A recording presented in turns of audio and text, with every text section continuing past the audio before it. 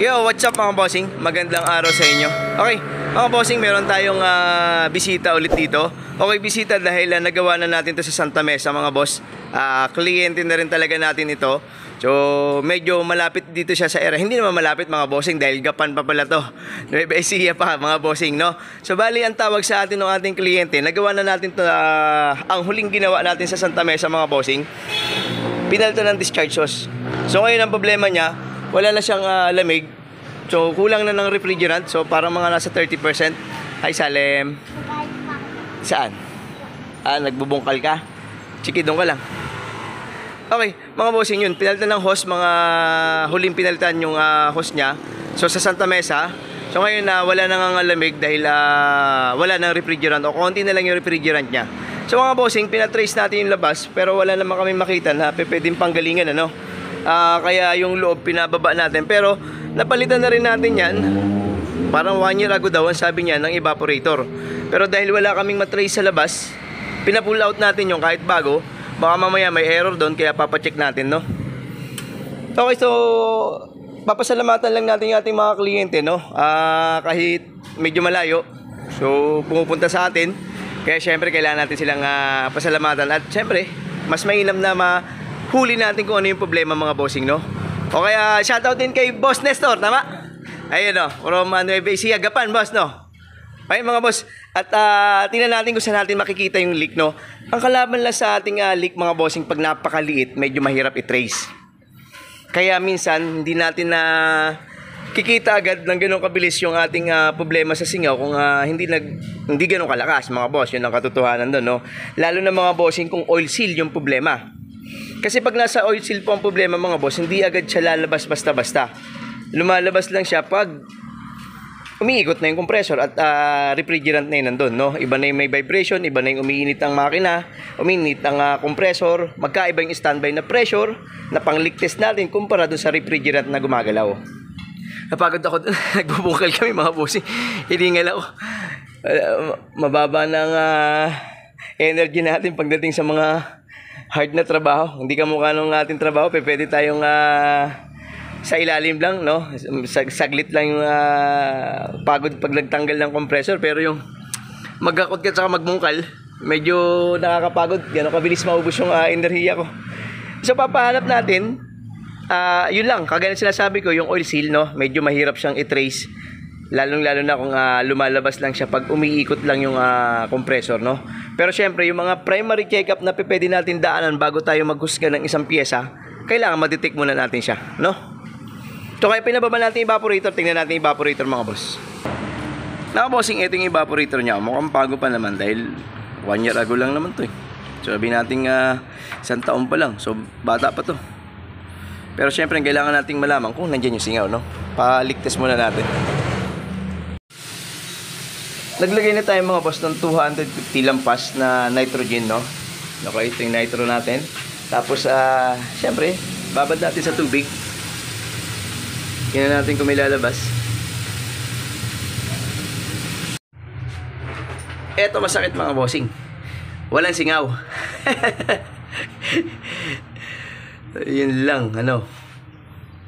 Ang problema kasi mga boss, kaya kailangan natin siyang ibaba kahit na ma-history tayo na napalitan na yan 1 year ago, no? Pero syempre, hindi natin mapapatunayan hanggat hindi natin na ibababa. So, ayaw natin palit agad. Mahirap kasi yung oil seal nun mga bossing, eh, no? So, hirap din naman palitan agad ng compressor kung wala naman na basihan pa kung nandun yung problema. Kaya iniisa-isa muna natin yung mga pwedeng panggalingan bago tayo pumunta talaga sa maghusga tayo na nasa oil seal yung ating problema. So negative, kung ganito ay tsura niya.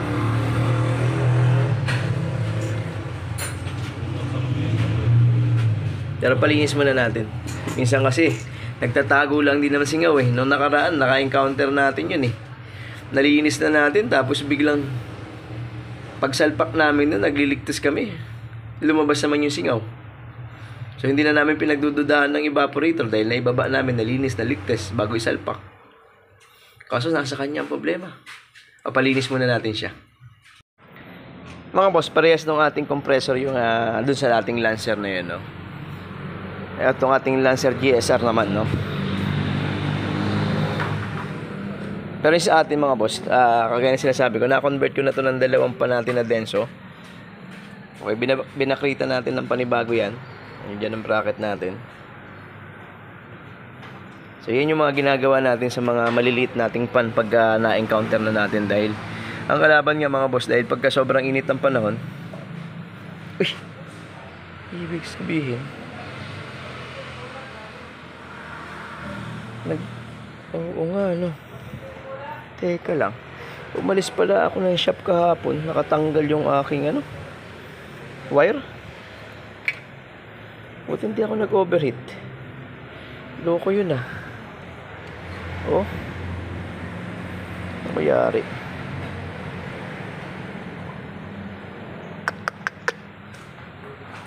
Galing kasi tayo mga boss ng Manila kahapon. Kaso ang problema, naggawa kami ng power window. Ang aking kasing pan naka-standby on pag nag-on ng susi. Kaya pinatay ko muna para hindi aksaya sa battery. Binunot ko muna. Kaso ang problema, hindi ko pala nasoli. Buti na lang, gabi kami umalis. Tsaka gumagana yung ating isang pan. Ako yari.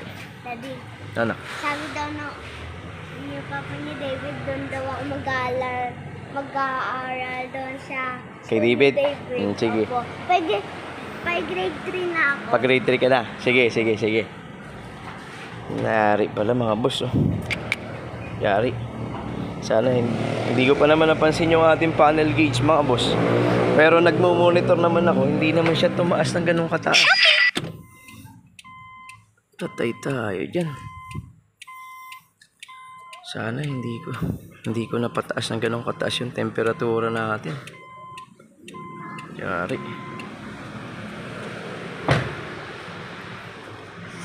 Yun yung mga minsan na mga pagkakamali natin na hindi natin nado-double check.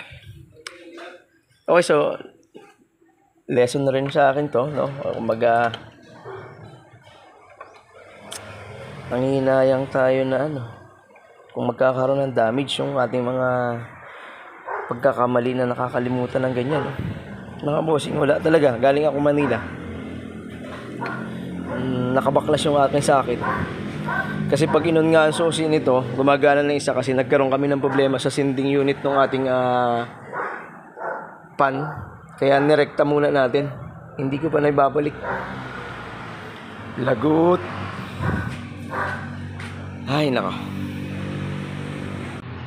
Mga bossing, wala talagang lumabas or nagpakita na leak itong ating evaporator, no?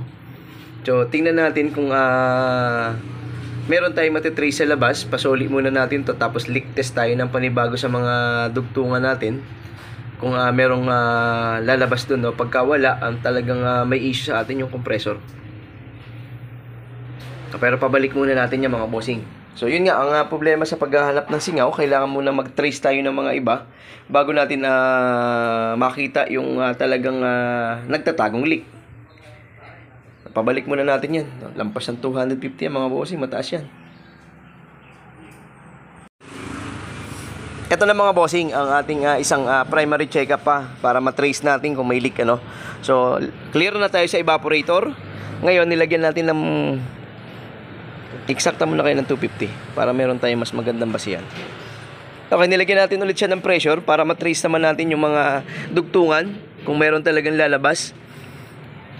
Siyempre, pag may leak, magbabubbles yan mga bossing, no? Pero tingnan natin kung meron dyan na lalabas at kung magbabawas din yung ating nitrogen o yung pressure na kinarga natin mga bossing. So pag hindi gumalaw yun, sa madalit sabi, silyado ang system. Pero hindi po nauubos ang refrigerant nang walang lalabasan. So sa madalit sabi, mayroon talaga siyang leak, no? Lalo na kung hindi naman ini-stock ang unit. May mga senaryo na pagka na-stock na mga ilang linggo, ilang buwan, pwede nating sabihin na nag-evaporate lang si refrigerant. Pero kung araw-araw o weekly o kada buwan, kada linggo naman mga bossing 3 beses, 4 na beses naman gamitin, hindi siya magiging basihan na para sabihin natin na nag-evaporate lang yung refrigerant. Kasi po kaya sinasabi natin na baka nagbawas lang siya mag-isa.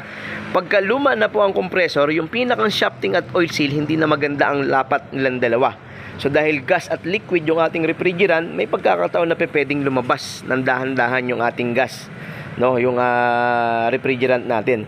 So, bibihira po yun. Ibig sabihin, dapat hindi lumalabas or hindi nawawala kung talaga namang walang leak yung ating system, no? Pero ang magiging patunayan natin dito, kung magbabawas yung ating pressure na kinarga, talagang may singaw na pwede nating hanapin na dapat makikita natin on the spot. Hindi yung magtatago siya. So, kaya itong primary checkup, load tayo ng 250 PSI, sabunan natin yan, tingnan natin. Pero mga bossing, kaya sinasabi kong parang wala sa labas, ang isa pong leak ng refrigerant magkasama ang langis. So meron tayong basihan na mag-o-oil yung kada pyesa or yung ating mga dugtungan kung meron talaga siyang singaw. Pero sa kanya po dito mga boss, wala siyang langis dito. Maliban na lang yung pinakang front plate na hinahawakan ng ating mga kasama kanina. At try natin din, kaya bang abutin? Yan. Kagaya niyan, mga bossing, yung pinakang hub natin sa compressor. So ngayon, eto naman, hindi mo pa pwedeng pagbasihan yung ating nakakapa na yan. Bakit? Meron pa yung pulley. Yung pulley natin may bearing. Yung bearing natin may grasa. So sa katagalan din, pwede ring malusaw yung grasa na pwedeng iliwa ng ating bearing. So pero tayong basihan na may langis din yung harapan, pero wala sa oil seal. No? Pero pwede nating ituro yung ating oil seal kung wala sa evaporator, wala sa condenser, wala sa linya, nandun talaga siya. So sa madalit sabi, may problema yung ating oil seal. Lalong-lalo na mga bossing kung hindi bababa itong pressure na to. So iba po yung standby pressure sa gumagalaw na pressure at tumatakbo yung sasakyan. Iba yung may vibration, iba yung umiinit, iba yun kumpara dito sa naka-standby na to. So dito tayo magbabase mga bossing pag wala tong sinabi na may singaw. So dalawa lang ang pwedeng gawin. Kargahan muna ulit ng refrigerant para maobserbahan kung mawawala ulit or tirahin muna yung pinakang kompresor. Ang problema naman sa kompresor, magagawa ba ang kompresor? Mapapalitan ba ng oil seal? Pwede po, basta meron kang makukuhang oil seal. Ang problema pagka wala, hindi mo magagawa yan. So magpapalit ka ng panibagong kompresor. Dito naman papasok, handa ba yung ating kliyente para palitan ng bagong kompresor? Malalaman natin yung mamaya mga bossing, no? Kung ano yung mapapag-usapan namin at kung ano yung sasabihin ng ating leak test. Okay? So, obserbahan namin at papadouble check ko doon sa ating mga kasama kung talagang wala sa mga dugtungan natin. Mga bossing, hindi talaga bumaba o nagbawas yung ating pressure na kinarga o yung ating nitrogen, no? Ngayon, nag-usap kami ng ating kliyente na i-try na natin siyang baklasin, no? Para kung may makukuha tayong oil seal, magagawa natin. Pero pagka hindi, baka mapunta kami sa second hand. Pero syempre, isalba natin kung masasalba natin yan, no? So, pababa muna natin para makita natin kung talagang meron bang isang basihan na nandun talaga yung problema ng ating leak, no? Okay?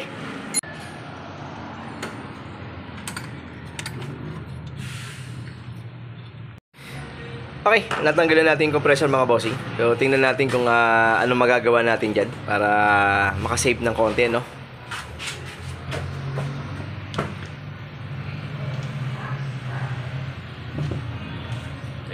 Ayan na.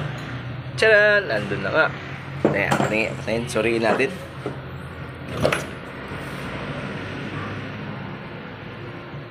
May alog na nga. Problema natin yung bearing. Sige, buksan mo na. Sabog na yung ano. Mga bossing, may direkta na nanggaling sa loob yung oil. Pero kagaya sinasabi ko, may dalawang bearing. Pulley at saka yung ating guide bearing, no? Pero syempre, yung edad, tsaka yung hindi makita-kitang leak or walang makitang leak, sigurado tayong nandiyan sa oil seal. Palinis muna natin yan para mabiyak natin. Mga bossing, ito yung sinasabi ko na bearing na pwedeng pagmula ng oil na pwedeng lumalabas doon sa hub. Pero pag binaligtad mo sa kabila at tuyo yan, so pwedeng hindi nga sa bearing yung may problema, no? Pwedeng na sa oil seal, kaya basa to. Pero syempre, nagkaiba yung rubber dito sa harapan at saka yung rubber dito sa likuran. Pero itong kabila, tuyo. Yung kabila, basa. At yung pinakampuno ng shaft, ng ating front plate, basa.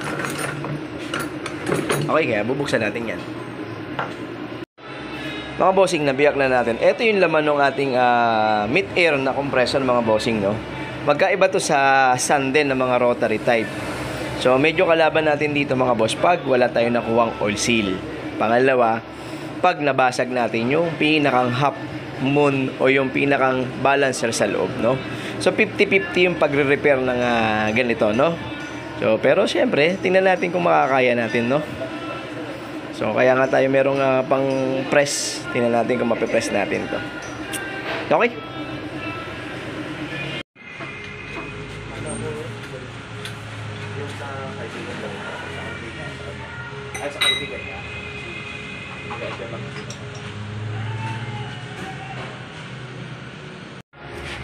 Mga bossing, na-pull out na natin yung ating pinaka-shafting. Ayan yung ating oil seal mga boss. Ayan, so, yan yung ilalabas natin. At bago natin siya mailabas, kailangan nga i-press o tanggalin natin yung pinakang bearing at yung shafting. Tatanggalin pa natin yung pinakang balancer bearing na yun o yung guide bearing natin na yan, no? Okay? So, marirepair natin to basta meron tayong eksaktong oil seal na makukuha dito sa stock natin. Siyempre mga bossing, maganda kung meron kayong sapat na tools din para gamitin natin sa pagtatrabaho natin. At siyempre, meron tayong pang hydraulic press na yan. Para at least hindi tayo nakaka-damage ng basta-basta sa ating mga pyesa na pinapalo natin, no? At sabi ko nga, dito sa ating shop, bibili tayo, pag-iipunan natin yung mga tools na pwede natin gamitin, no? So, lahat yan, ayusin natin. Uy, bagong ligo na si Salem, oh. Hi, Salem! Ayan, no? Ay, mga bossing, siyempre, meron tayo yan, kahit simple lang, pero siyempre, baka naman,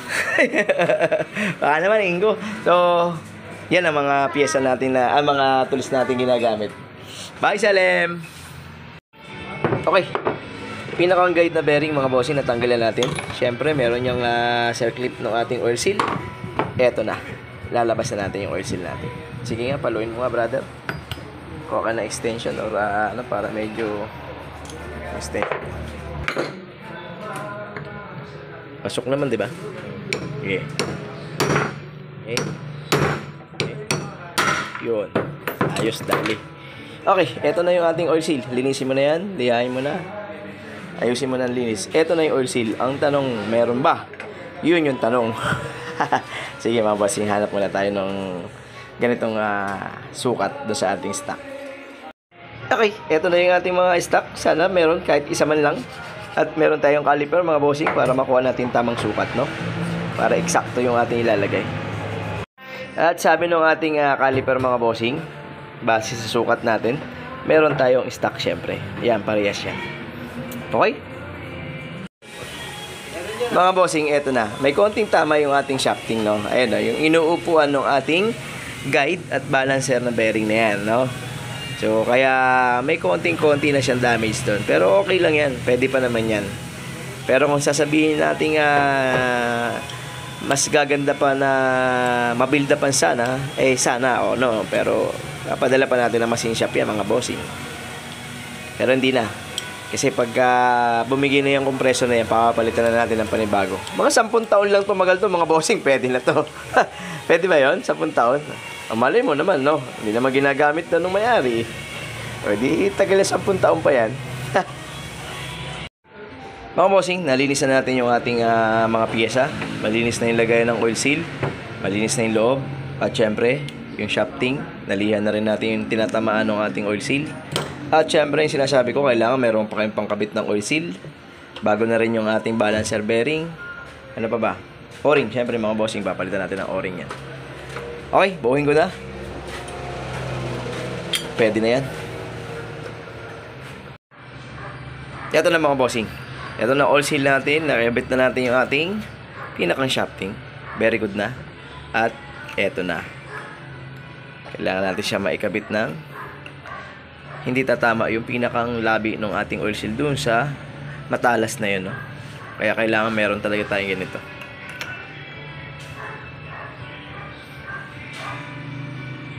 Mga bossing, eto na. Naikabit na natin yung oil seal natin. Nandun na yung lock.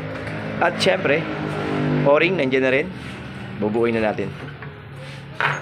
Pakihawak mo nga kaya, brother. Ayusin mo lang, ha? Makapasmado ka, ha?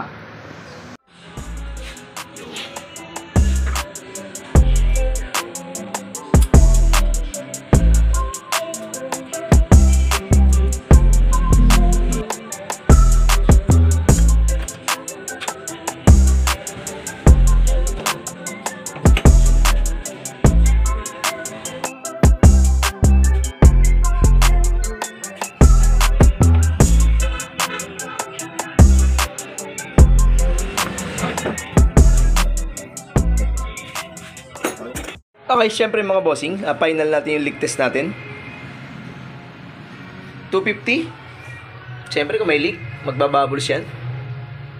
Very good naman. All goods. Sige.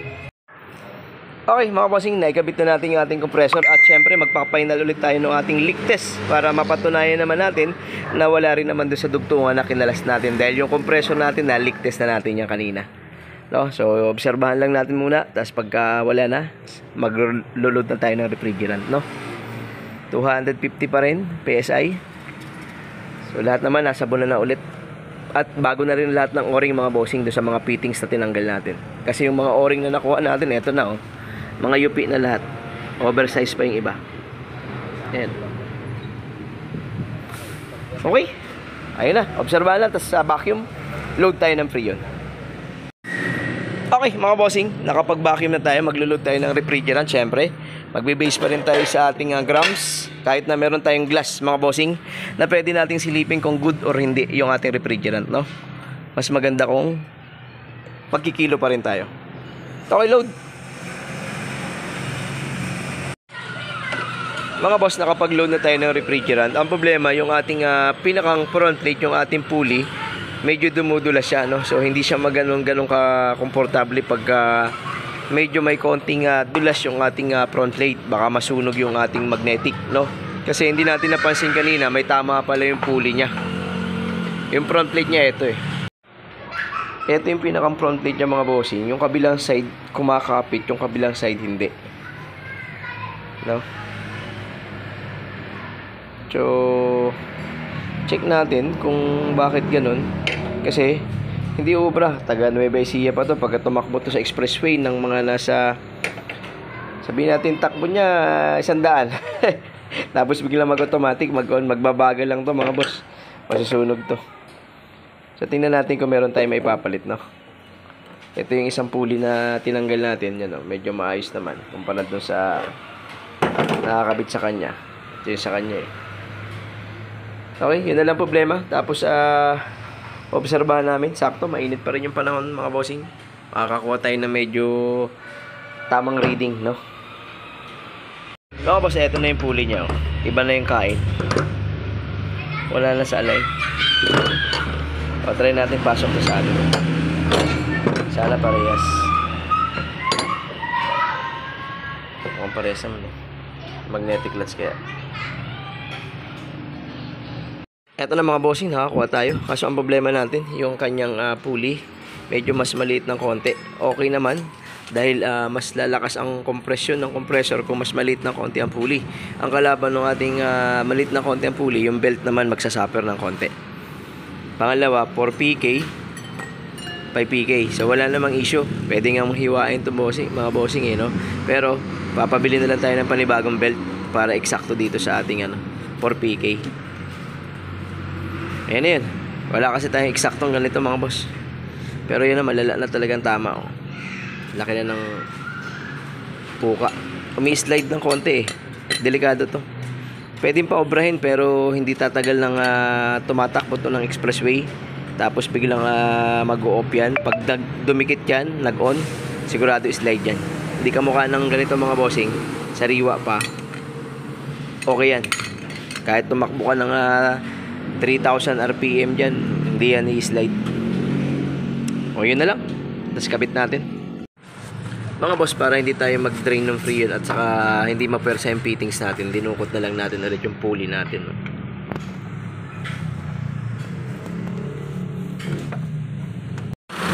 Okay mga bossing, goods na yung ating pulley. Hindi na siya umi-slide or dumudulas. Ang ating low side mga 31. High side natin walang 180 mga bossing. Goods naman. Medyo mainit pa rin naman yung panahon. So, pasado pa naman siya doon sa temperaturang hinahanap natin. Yung lamig, check upin natin kung hanggang saan na. Pero, palagay ko naman, pasado rin naman yung lamig. Oh, yun, no? Lamig niya mga bossing, 9.1 mga bossing. So 9.1, very good. thermostat niya, number 2, mababa ka thermostat eh, pero wag na natin papakas agad. Yun, mga ano lang, ganyan lang kasi nag-automatic.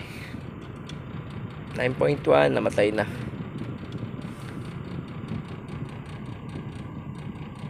Okay, so lalamig pa to pagka nakabuelo na. Ano pa bang dapat dito? So yun na, oil seal, pulley, na-correct natin kasi kung mga bossing sa Nueva Ecija pa uwi, kung hindi siya lumabas kanina nung ginagawa natin, tapos nung nasa expressway na siya lalabas, sigurado sunog yung magnetic, sunog yung buong pulley na yun, baka pati yung belt niya mga bossing putol. So nagpapasalamat tayo syempre dahil dito pa lang na-correct na natin or lumabas na yung problema, no? Okay, ayun lang, at magpapaalam tayo dun sa ating kliyente. So yun na yung mga nangyari dito sa ating Lancer. Wala tayong na-detect na leak, no? Wala tayong na-detect na leak, pero ang problema, pinaba na natin yung ating compressor. O baga, pinalitan na natin. Inunahan natin mga bossing, no? Sa madalit sabi. Kahit na wala siyang nagpakita ng pero yung sinyalis naman meron naman yung mga basihan natin na nandun sa kanya yung leak. At syempre, sabi niya mga 1 buwan lang yata. Hindi ko maalala kung nung nagpa-load siya ng refrigerant. So, titingnan natin kung malalampasan natin yun. Pag nalampasan na yun, ibig sabihin na-correct natin yung ating problema. Okay? Okay mga bossing, goods na tong ating Lancer. At syempre, magpapasalamat ulit tayo kay Sir Nestor.